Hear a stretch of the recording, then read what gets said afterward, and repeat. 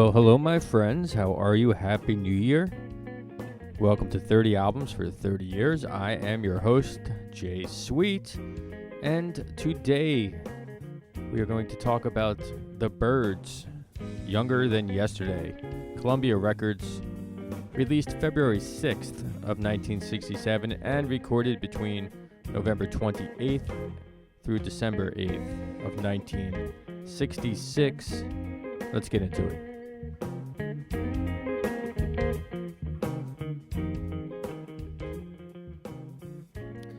Alright, so I've done a few shows on the Byrds already, so just a brief history. The Byrds were formed in Los Angeles in 1964, merging folk influences with rock. The founding members were Roger McGuinn, vocals and guitar, Gene Clark, vocals, some tambourine, David Crosby, vocals, guitar, Chris Hillman on bass, and Michael Clark on drums. And they drew from the Beatles sound and Bob Dylan's lyrics to help pioneer the folk rock movement. Their debut album, which I did a show on, called Mr. Tambourine Man 1965, featured the Dylan-penned title track, which became a #1 hit, and that album established the band's signature jangly 12-string guitar sound along with their vocal harmonies. Their second album, Turn, Turn, Turn 1965, included another chart-topping title song, blending biblical lyrics with social commentary. But it didn't take long for internal tensions to begin to surface. And then their third album, Fifth Dimension 1966, marked a shift towards psychedelic rock. Despite the departure of Gene Clark at this time, whose songwriting had been integral to their earlier sound, McGuinn led the band into a more experimental territory with the track 8 Miles High. The song became a landmark in psychedelic rock, though the album as a whole had mixed commercial success. So the Byrds' first 3 albums were critical in shaping, again, that folk rock movement and the psychedelic movement as well, psychedelic rock, showcasing their evolution from mainstream hits to experimental influences that inspired future generations.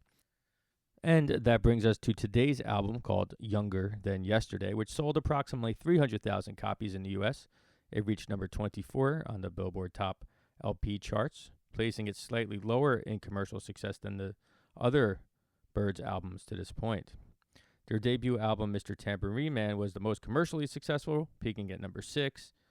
Turn, Turn, Turn peaked at 17. Fifth Dimension peaked at 24, matching Younger Than Yesterday. So while Younger Than Yesterday did not surpass the success of their first 2 albums and matched their third album, it remained critically acclaimed. It is notable for its musical experimentation and influential tracks like So You Want to Be a Rock and Roll Star, which we'll talk about.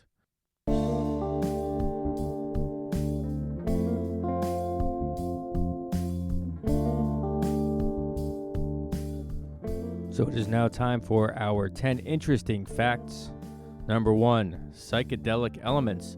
The album incorporated more psychedelic rock elements with tracks like Thoughts and Words and CTA-102, showcasing experimental sounds and studio effects. Number 2, Chris Hillman's songwriting. Bassist Chris Hillman emerged as a key songwriter on this album, contributing songs like So You Want to Be a Rock and Roll Star, Have You Seen Her Face, and Time Between. His influence helped shape the album's country rock direction. And along those lines, number 3, country rock pioneering. Songs like Time Between and The Girl with No Name reflect early experiments with country rock, predating the full development of the genre that the Byrds would later embrace more fully. Number 4, studio innovations. Producer Gary Usher played a significant role in the album's experimental sound, utilizing studio techniques like tape loops and backwards guitar effects, particularly evident in tracks like Thoughts and Words.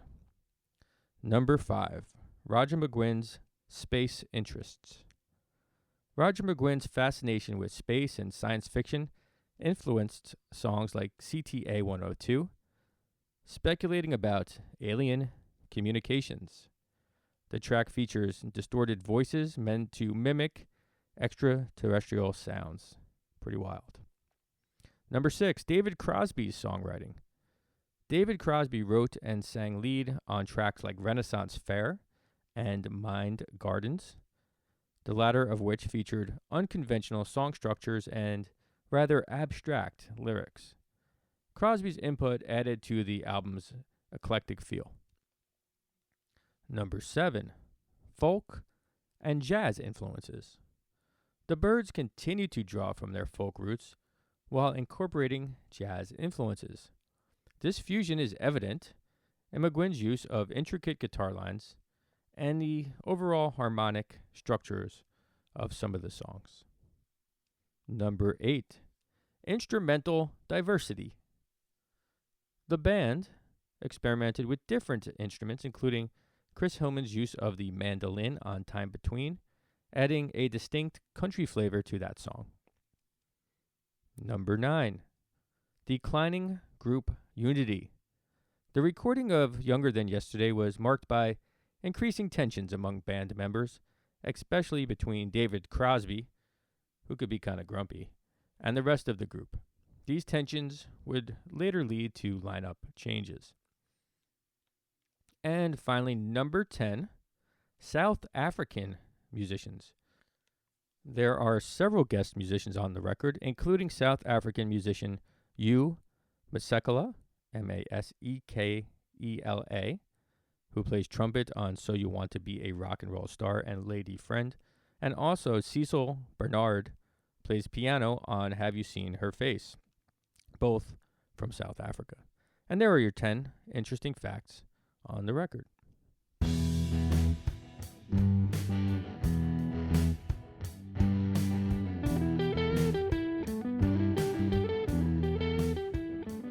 All right, now we move from our 10 interesting facts to our 3 signature tracks. Side 1, track 1, no surprise here, So You Want to Be a Rock and Roll Star. Sure, why not, right? Written by Roger McGuinn and Chris Hillman, it's a concise 2-minute long track and arguably the best single on Younger Than Yesterday, the biggest single for sure. The song serves as a sharp critique of the commercialization of the music industry and the superficialities of fame. Its lyrics humorously highlight the absurdity of the rock star lifestyle, poking fun at the pleasures and contradictions of success in the music business. It was released as a single, as I mentioned. The track became one of their biggest, peaking at number 29 on the U.S. Billboard Hot 100 charts in 1967, also charting number 40 in the UK. Musically, the track features the Byrds' signature jangly guitar sound, particularly prominent through Roger McGuinn's 12-string Rickenbacker guitar. It incorporates some psychedelic elements with a driving bass line and even a fan screaming sound effect to add to the playful, almost satirical tone. One distinct feature is the trumpet playing by Hugh Masekela, which, while unique, sometimes seems a little bit forced and out of place to me in the context of the song's overall vibe. But despite that slight criticism, So You Want to Be a Rock and Roll Star remains a standout example of the Byrds' ability to blend social commentary with catchy, upbeat pop music. Its satire of the rock and roll dream has endured as one of the band's most iconic tracks. Side 1, track 2, another standout track, is called Have You Seen Her Face, written by Chris Hillman, who sings lead. It's another brief track from Younger Than Yesterday, clocking in at only 2 minutes and 25 seconds. It stands out for its upbeat, Beatlesque poppy feel. The lyrics are about attraction and infatuation, with Hillman lead vocals conveying a sense of wonder and longing as well.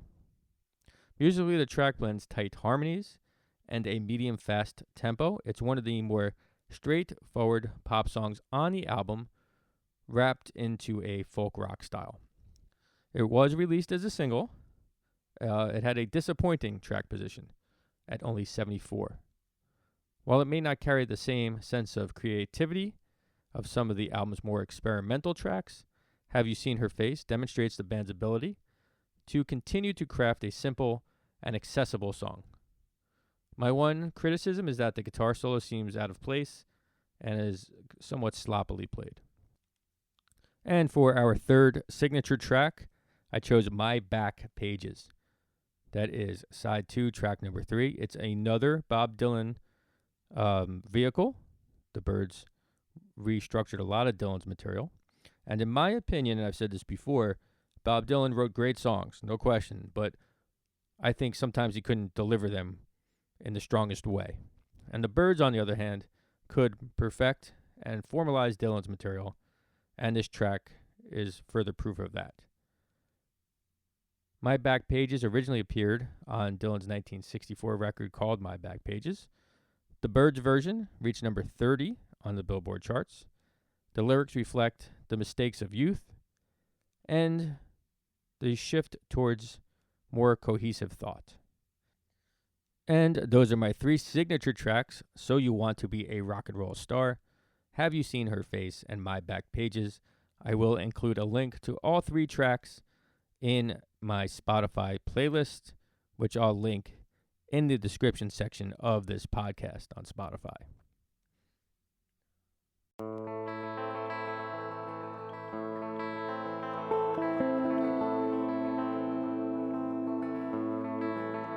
So following the release of Younger Than Yesterday in 1967, the Byrds continued to evolve their sound, experimenting even more boldly with country and jazz influences, while maintaining their signature blend of folk rock and psychedelia.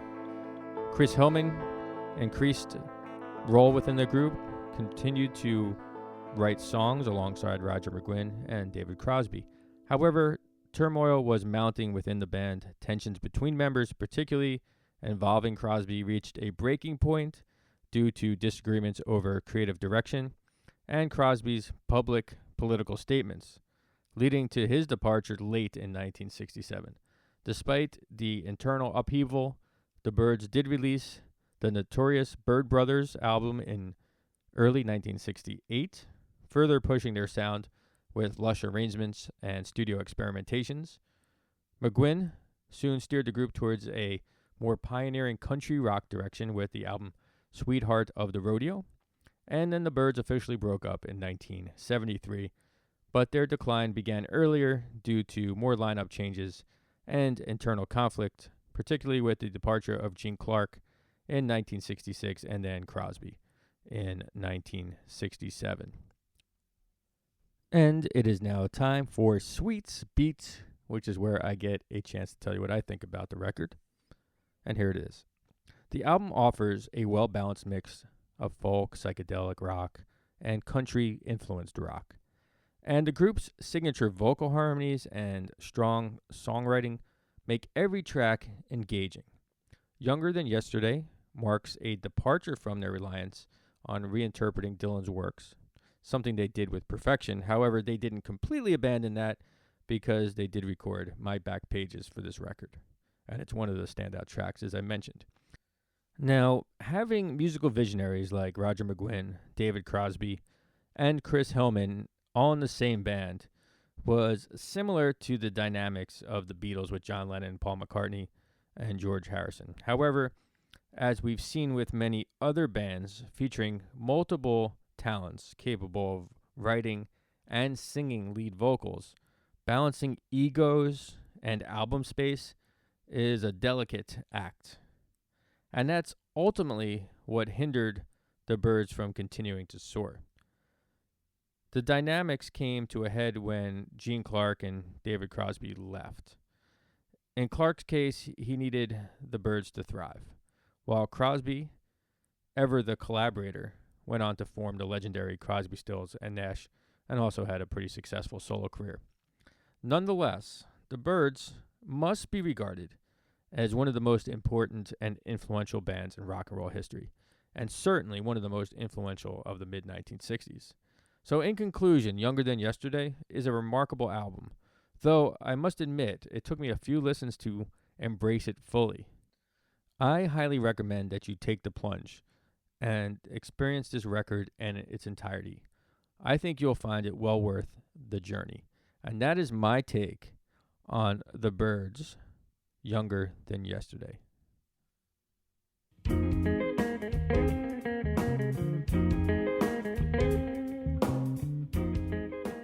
Well, all right, my friends, there it is. That is today's show. I hope you enjoyed it.